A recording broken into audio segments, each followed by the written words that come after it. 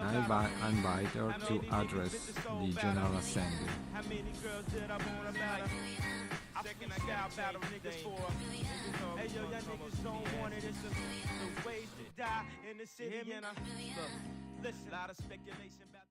The correct response is not to repeat the mistakes of the past and be seduced by the false promises of protectionism.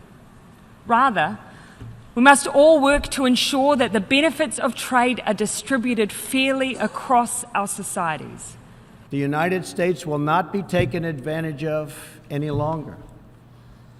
For decades, the United States opened its economy, the largest by far on earth, with few conditions.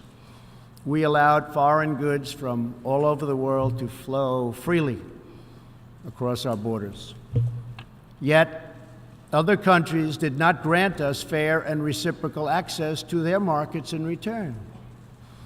Even worse, some countries abused their openness to dump their products, subsidize their goods, target our industries, and manipulate their currencies to gain unfair advantage over our country.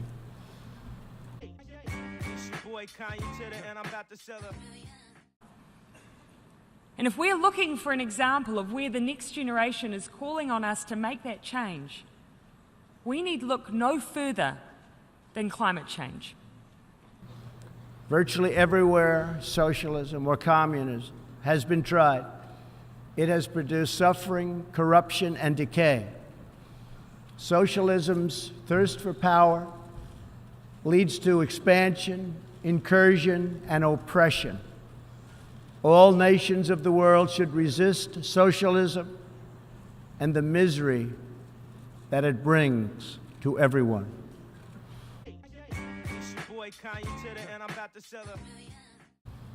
We will never surrender America's sovereignty to an unelected, unaccountable global bureaucracy. America is governed by Americans.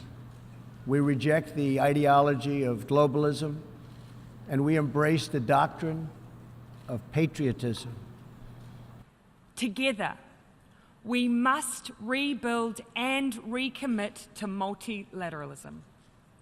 We must redouble our efforts to work as a global community. We must rediscover our shared belief in the value rather than the harm of connectedness. We must demonstrate that collective international action not only works, but it is in the best interests of all of us.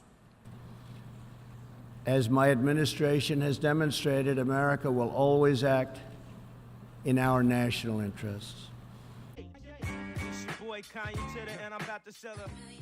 At the heart of the multilateral system, the United Nations must lead the way. We strongly support the Secretary-General's reform efforts to make the UN more responsive and effective, modernised, so that it is capable of dealing with today's challenges. We encourage him to be ambitious, and we stand with him in that ambition. But ultimately, it is up to us, the member states, to drive change here at the UN.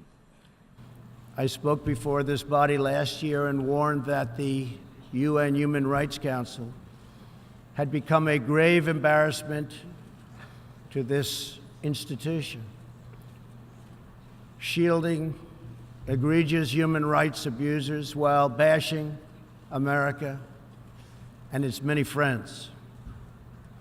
Our ambassador to the United Nations, Nikki Haley, laid out a clear agenda for reform, but despite reported and repeated warnings, no action at all was taken.